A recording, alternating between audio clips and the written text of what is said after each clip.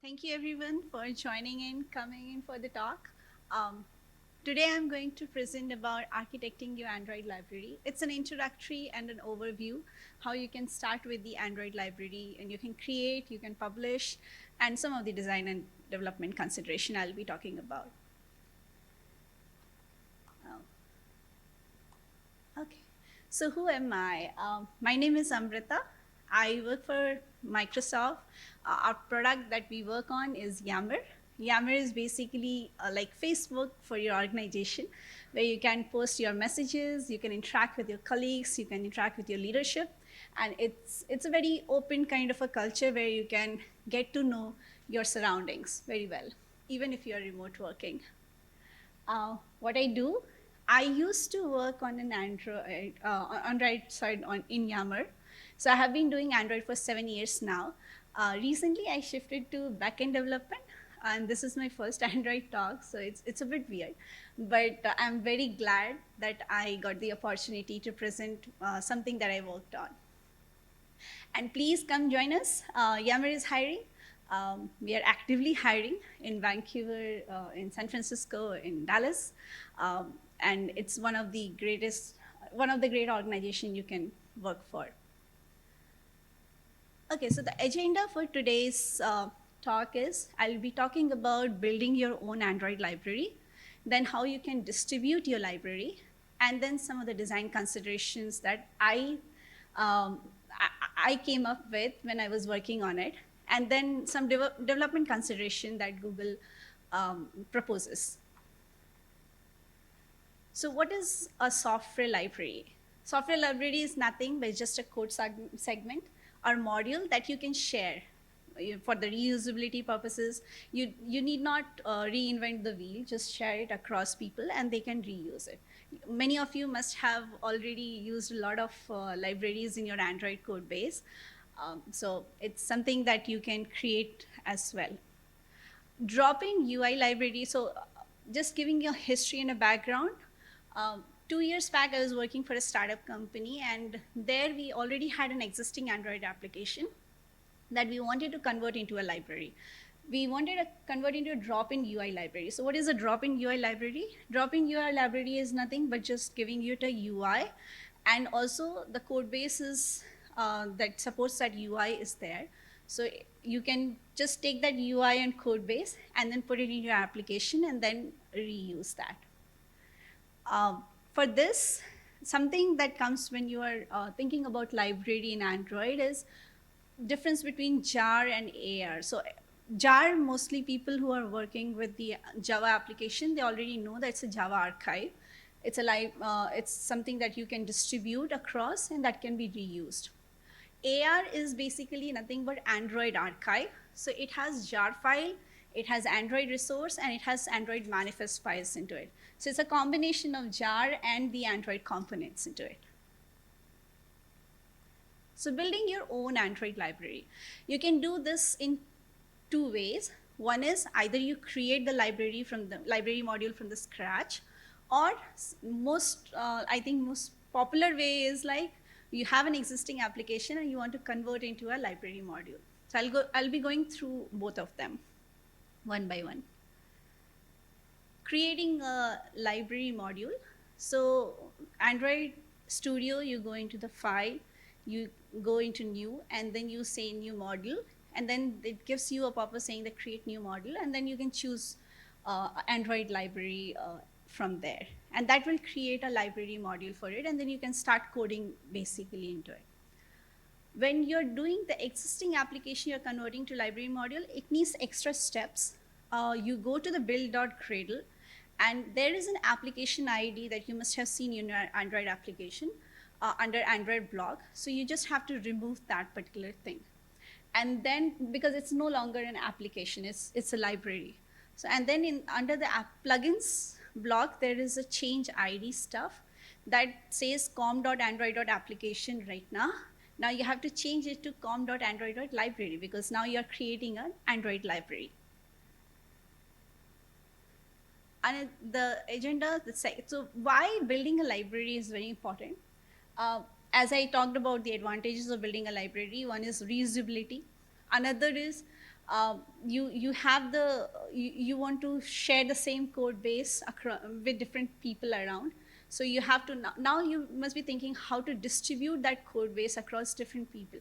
Like if you're just using into your application, then it's pretty simple. You just take it and put it there. But if you're trying to distribute across different people, then it needs extra steps for that. So distributing your Android library. Before that, any question on building your Android library? Anyone? Okay, great. So I'll move ahead. Distributing your Android library. So you can distribute your Android library in two ways. One is creating a jar or AR packages directly, and then sending it to the customer so that they can take that jar and AR file and then put it in their Android application, then reuse it. Another way, which is very popular and it's a better way of doing, is publishing it to a repository. So you must have heard of Maven repository, Maven Central repository. You must have been using into your Android application. That's the repository I'm talking about here. So you put it into a common place. From that common place, it can be downloaded and then reused into your Android application. Because difficulty with directly sending it the AR file, which we faced, was the versioning. So every time you change something, you have to create a new AR and then send it to the customers, whoever is using it, which is not very feasible. So if you put it into a central place, whoever needs it, they can download it as per the requirement. So benefits of using repository. One is like Gradle can automatically add library dependencies to dependency graph because you have provided that information into your Gradle file. Another is that Gradle can ensure that single version of your library is in the dependency graph. So if like it sees different versions of the same library, it will resolve the conflicts of your library in transitory and include it more than once for different version. So, and then Android Gradle plugin can do more efficient design. Like if your library is having Java 8 or higher features, it will reduce build times for your users. And there is something called text fixtures with the library that you can also be used with the different variant publishing. So there are different types of repositories that you can choose to put your library into it. One is free online repository that I was talking about, that is Maven Central. So Maven Central is basically a central place where you can put your library, and anyone getting access to it can upload and download the libraries. Then another one is private repositories. It needs some login, so maybe it needs some money too, but I don't know. So it allows controlled distribution of private libraries. And then another is the local folder-based repositories, which also, then from there you have to manually download. So you must have seen like JRE files or something, which are older version, I think, that comes under it. So you have to go to that location and download it and then put it in your system or the application. So most common is Maven Central that I will be talking about next. Rest two of them is up to you. If you wish to, then you can go and search more about it. So any question up to now? Okay, so I'll move ahead. Publishing to Maven Central. So what happens, like first there's something called Sonatype. Sonatype is basically, it takes care of all your repositories. It's an online system that takes care, and it has some Nexus repository, and that Nexus repository you can put your library into it. So it provides the repository hosting service for open source projects. So you have to create a ticket with Sonatype to request for that Nexus repository. Then you have to verify some GitHub account or some online owner, like domain owner accounts, and where you are putting your code into, because it's a public stuff. And then you have to provide us encryption, because that's very much required. You're signing in for your live upload and download. So we create a GPG credentials and we upload it to the key server. Another thing is, now you're set up with all those library stuff. You created a ticket with the Sonatype. They will take care of with the approval stuff. You verified your GitHub account. You are encrypting everything with the GPG stuff. You're signing everything with the GPG stuff. Now what you have to do is like you have to set up your Gradle script for the library publishing. So everything online is done now. The repository is done. Now you have to make changes to your library Gradle script. Once that Gradle script library changes are done for the publishing, then you go and upload it to the Nexus repository staging. So Nexus repository is nothing but the Sonatype provider which provides that repository stuff. So you go and upload that thing to the Nexus repository staging, and once you are done, then you take that library from the Nexus repository staging and you move it to the Maven Central. So now you are done with the publishing your library to the Maven Central. Anyone can use it from there, download and make use of it. So now I'm talking about how to integrate that library in a sample app. So you just have to as you must have seen in other Android application using another libraries, you just have to say implementation project and put your example library over there. One critical step, how to generate an ARR file. So the library module, when you say that module is a library module, whenever you build that project, it will create the AR file at this location, that is the build outputs AR. So you have to take that AR from there and put it in the Nexus repository staging, and then Nexus repository staging, you take it from there and put it in the Maven Central. So now we are done with the publishing. We created the library module, we are done with the publishing, and I'll talk about some design considerations. Any question till now?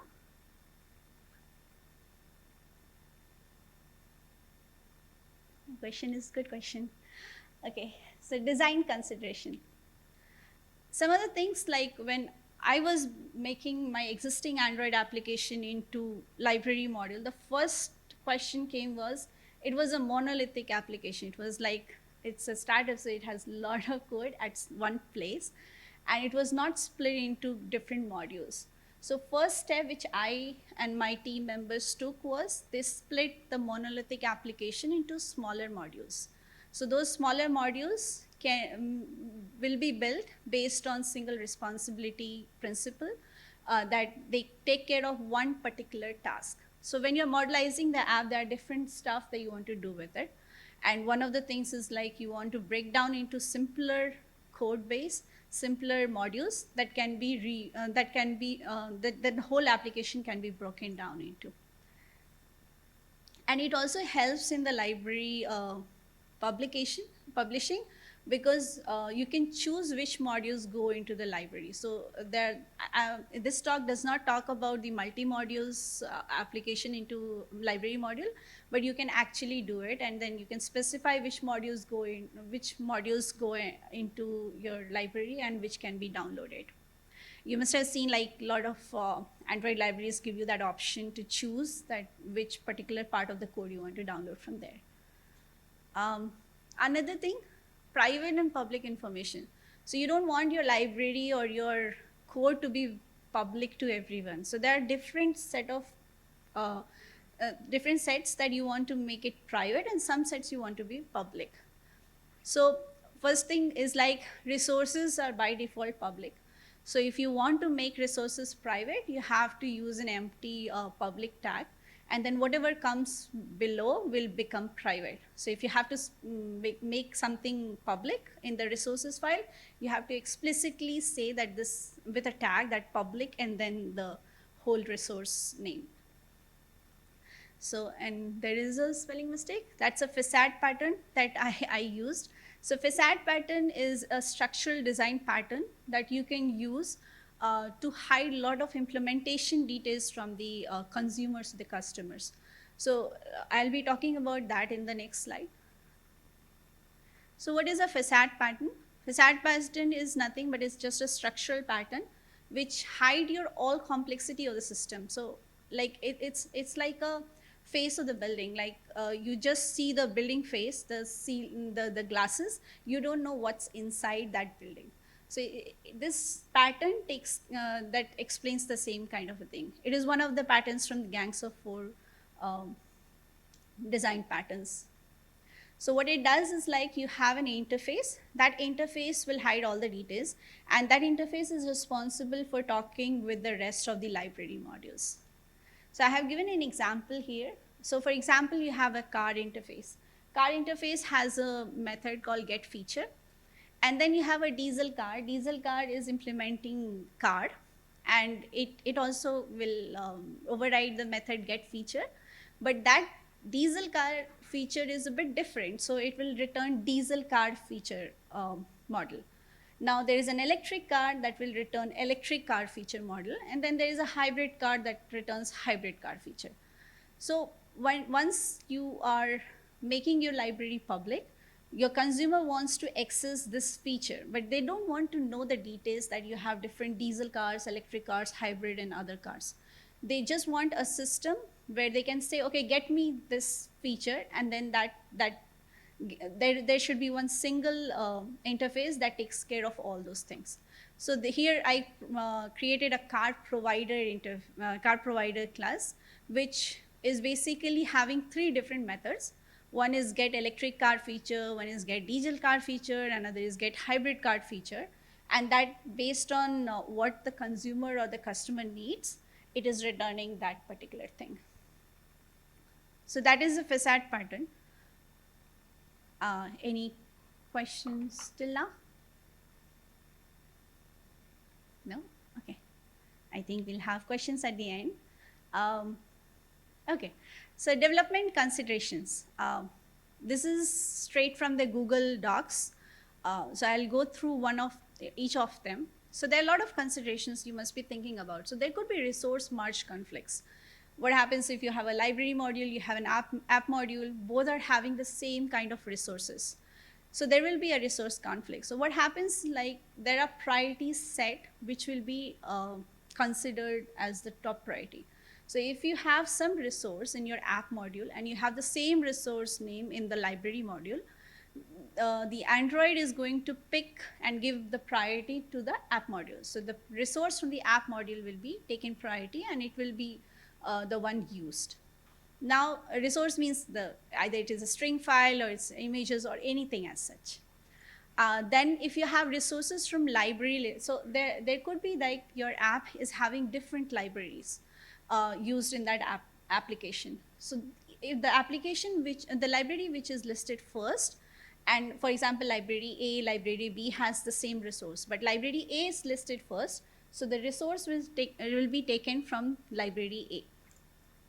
So there is a tip from the Google that says to avoid any merge conflicts, use something called prefix. So you can say, okay, app modules underscore and then your resource name. So that should be very consistent and very uniquely defined. So if there is a library A, it could say, okay, library A underscore this, library B underscore that, and app module underscore that, or whatever your application name is. So that will make sure that you are not going to have any resource merge conflicts. Another one is in multi-module builds, jar dependencies are treated as transitive. So what does it mean? So you might be having your AR file, which has a jar dependency, means it has another library dependency, which is a jar file. So that local jar is not going to be processed by your library module, but it will be processed by your app module that consumes it. So the app module means the application which is using the sample app, which was using that library module. And so that application app is going to process that local jar. So it will be processed by the app module. So transitive dependencies are the dependencies which are dependencies by the direct dependencies. So library module is the direct dependency for the app module, and library module is having another dependency on this jar file. So this jar file will be processed by the app module, not the library module. A library module can depend on an external jar library.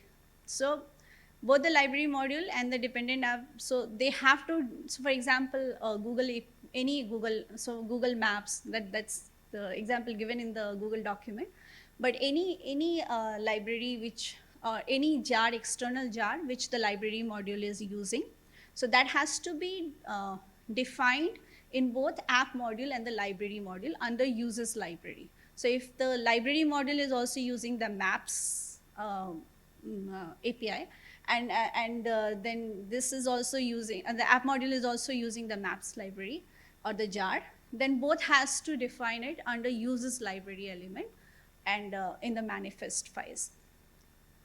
And then the question comes with the minimum SDK version. So the app modules, when you set the minimum SDK version, it should be equal or greater than the version which is defined by the library module. So library module, if it is dependent on some for anything, any 22 or whatever, then it has to be, the app module has to have the minimum SDK version, which is either equal or greater than to the library, greater than the library module. Any question till now? I've been speaking a lot, so I just pause for a moment. No questions? Okay, that's great. Either everything is understood or nothing is. So, okay, each library module creates its own R class. So you must have seen when you process the Android application, there is a R generated file. So when you add a library module to your application code and you process that application code, the library modules R class is also auto-generated. So there will be, like, if you have an application which is dependent on two library modules, A and B, both R file will be generated when you process the app module. So when you build the dependent app modules, library modules are compiled. First, they are compiled into AR files and then added to the app module, and therefore each library has its own R class. So you will see that R generated class. Our library module may include its own ProGuard. So ProGuard for the shrinking of obfuscation purpose. So library module also you can add your ProGuard files. And if you add in your library modules, you need not add the ProGuard stuff for that particular library in your app module. So if you embed that ProGuard file in your library module, you ensure that app modules that dependent on your library do not have to manually update their ProGuard files to use your library. And then you can see at the end, like, how you are going to put your ProGuard files into your library modules. So there is another function that we use, and that is called consumer ProGuard files. And then you put that consumer ProGuard files text file into it.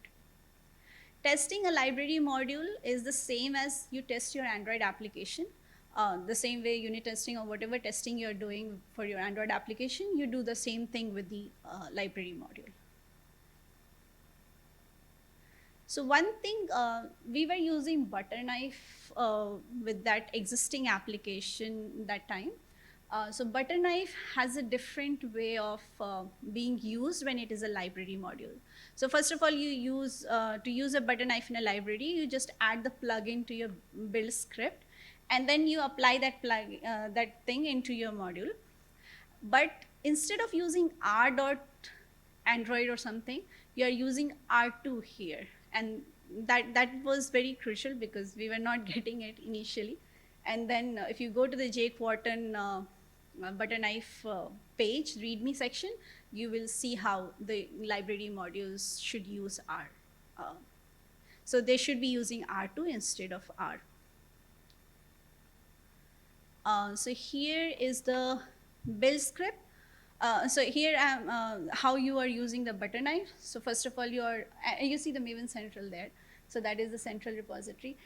Dependencies, you can see the Butterknife, the Gradle plugin, and then you just apply that plugin com.jakewharton Butterknife. And then anywhere in your app library module, you can just, instead of doing R, you say R2 dot string or whatever you want to access, whatever resource you want to access. So these are the references. One is Google has a very good write-up for how to create a library. So that's come under first one. I'll be sharing my slides so you can go through all of them. I also found this link, a blog post from Instabug. It was very nicely written. So you can go through that too. And then the Sonatype, which I discussed when the Maven Central stuff, which is crucial step, the first step where you create a ticket, and that gives you a repository to upload your library. So you can go through to their website, and they have also listed it very nicely. And there are other articles about how to use Sonatype and publishing to the Maven Central. And then Google also has a published library where they talk about different stuff. Another concept which I didn't add here was the fat AAR. So sometimes it happens like you have different AR files and that has to be zipped together.